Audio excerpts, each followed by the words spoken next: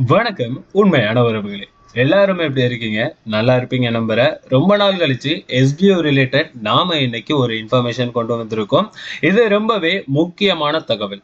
இந்த தகவல் எஸ்பிஓல வேலை செய்யறவங்களுக்கும் எஸ்பிஓ விட்டு போறவங்களுக்கும் ரொம்பவே முக்கியமான தகவல்.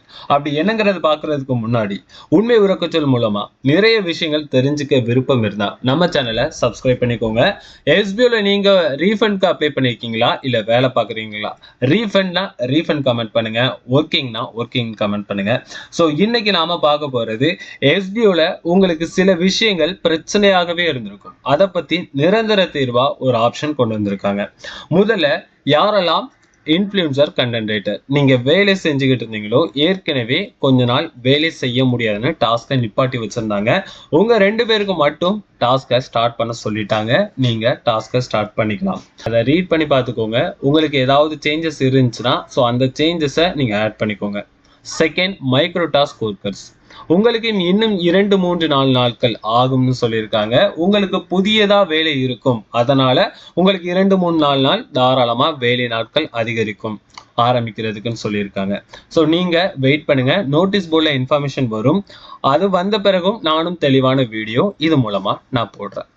ஸோ இன்னைக்கு ரீஃபண்ட் அக்ரிமெண்ட் இது ஒண்ணு. எனக்கு ஸ்டாஃப் ஐடியே மறந்துட்டேன். மெயில் ஐடி என்ன மெயில் ஐடி கொடுத்தனே மறந்துட்டேன். இந்த மாதிரி உங்களுக்கு பிரச்சனைகள் இருந்தால் நீங்க செய்ய வேண்டியது ஃபர்ஸ்ட் உங்களுக்கு ரீஃபண்ட் அக்ரிமெண்ட் இந்த இன்ஃபர்மேஷன் உங்களுக்கு ஷோ ஆகலை, இந்த ஒரு காலம் உங்களுக்கு ஷோ ஆகலைன்னா எஸ்பிஓ கேர் ஸ்டேட்டஸ் இந்த 2 மட்டும் தான் உங்களுக்கு ஷோ ஆகுது. மற்ற 3ம் உங்களுக்கு ஷோ ஆகலை. உங்களுக்கு இதில் தேவைப்படுதுன்னு வைங்களேன், அப்டேட் பேங்க் டீட்டெயில்ஸாக இருந்தாலும் ப்ரொஃபைல் அப்டேட்டாக இருந்தாலும் ரீஃபண்ட் அக்ரிமெண்ட் இந்த 3ம் உங்களுக்கு ஷோ ஆகலைன்னா நீங்கள் பண்ண வேண்டியது எஸ்பிஓ கமெண்டர்ஸ் டெலிகிராம்க்கு உள்ள போய் ப்ரூஃப் ஆஃப் எஸ்பிஓ இருக்கும். இந்த ப்ரூஃப் ஆஃப் எஸ்பிஓக்கு உள்ள போனீங்கன்னா உங்களுக்கு இந்த கமெண்டர்ஸ் சொல்லி ஒரு லோகோ போட்டு இருக்கும். நிறைய பேர் ப்ரூஃப் ஆஃப் எஸ்பிஓ விட்டு வெளியே வந்திருப்பீங்க. நோட்டீஸ் போர்டு இன்ஃபர்மேஷன் மட்டும்தான் கேட்டுக்கிட்டு இருந்திருப்பீங்க. இந்த மாதிரி சில விஷயங்கள் இருக்கும். அப்படி இருந்து உங்களுக்கு கமெண்டர்ஸை கான்டாக்ட் பண்ண முடியலைன்னா உங்க அப்ளைனை கான்டாக்ட் பண்ணி அவங்க கிட்ட கமெண்டர்ஸோட டெலிகிராம் யூசர் நேம் கேளுங்க. நீங்க டெலிகிராம்ல மட்டும்தான் நீங்க கான்டாக்ட் பண்ணுமே தவிர வாட்ஸ்அப், ஃபேஸ்புக் இந்த மாதிரி வேற எது ரிலேட்டடாகவும் கான்டாக்ட் பண்ணக்கூடாது. ஸோ டெலிகிராம்ல உங்களுடைய ரிப்போர்ட் என்ன, நான் கமெண்ட்ல கொடுத்துருக்க ஃபார்மட் படி உங்க நேம், உங்க ஸ்டாஃப் ஐடி, உங்க complaint with screenshot any proof இது மூலமா மட்டும் உங்களுடைய கம்ப்ளைண்ட் என்னங்கிறத சொல்லலாம். இப்போ ரீஃபண்ட் அக்ரிமெண்ட் உங்களுக்கு ஷோ ஆகலைன்னா உங்க நேம், உங்க ஸ்டாஃப் ஐடி, உங்க ரெஜிஸ்டர் மெயில் ஐடி, ஸோ என்ன கம்ப்ளைண்ட் இதை மட்டும் நீங்கள் கொடுத்தா போதும், உங்கள் மொபைல் நம்பர். ஸோ இதை மட்டும் நீங்கள் கொடுத்துட்டு கமெண்டர்ஸ் கிட்ட நீங்கள் இன்ஃபார்ம் பண்ணிடணும். டெலிகிராமில் கமெண்டர்ஸ் நீங்கள் இன்ஃபார்ம் பண்ணதில் இருந்து 24 மணி நேரத்துக்குள்ள உங்களுக்கு தகவல் கொடுக்கலனா நீங்கள் இன்னொரு கமெண்டர் கிட்ட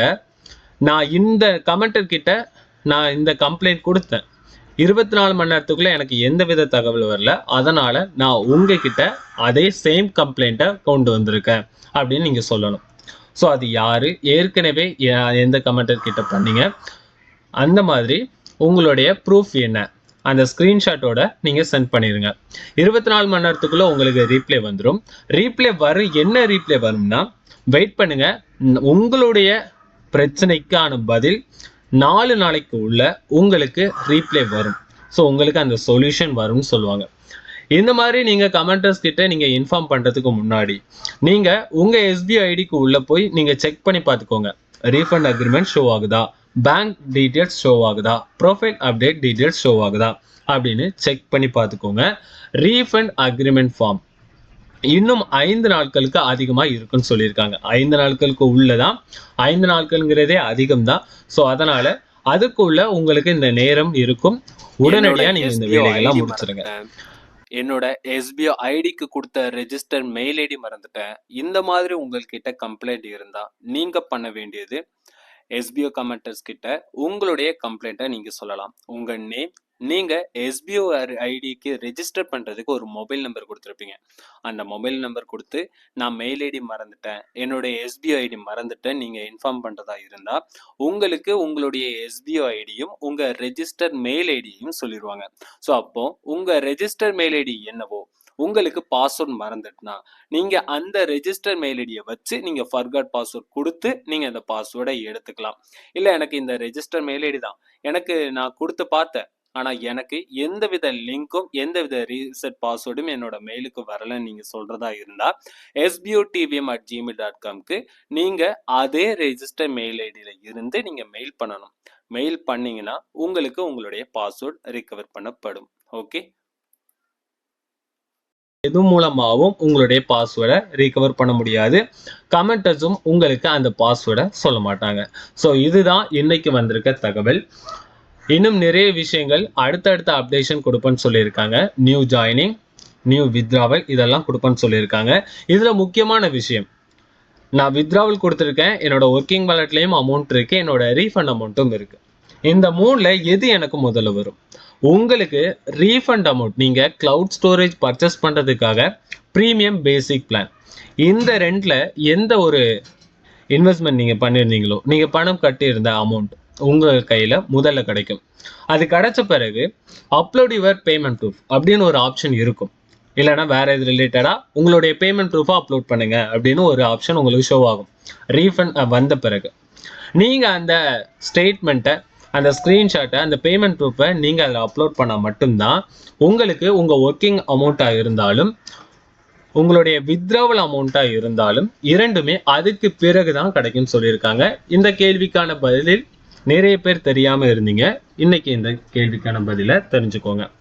so new joining, new withdrawal இது எல்லாமே அடுத்தடுத்து நடக்கும். 5 நாளைக்கு பிறகு இந்த ரீஃபண்ட் அக்ரிமெண்ட் எப்போ ஸ்டாப் ஆகுதோ அதுல இருந்து ரீஃபண்ட் அமௌண்ட் போட ஆரம்பிச்சிடும்னு சொல்லியிருக்காங்க. ஸோ இதுதான் இன்னைக்கு வந்திருக்க தகவல். மேலும் உங்களுக்கு ஏதாவது கேள்விகள் இருந்துச்சுன்னா நீங்க தாராளமாக கமெண்ட்ல கேளுங்க. ஏதாவது புதுசாக கமெண்ட்ல கொஸ்டினாக கேளுங்க. ஆல்ரெடி கொடுத்த ஆன்சர்ஸ் அதை போய் நீங்க கொஸ்டின்ஸாக கேட்க வேணாம். ஸோ இனிமே ஜென்ரலாக எல்லா விஷயங்களுமே நடக்க தான் செய்யும். நோட்டீஸ் போர்டு அப்டேஷனை கரெக்டாக ஃபாலோ பண்ணுங்க. நன்றி உறவுகளே, அடுத்த வீடியோவில் சந்திக்கலாம்.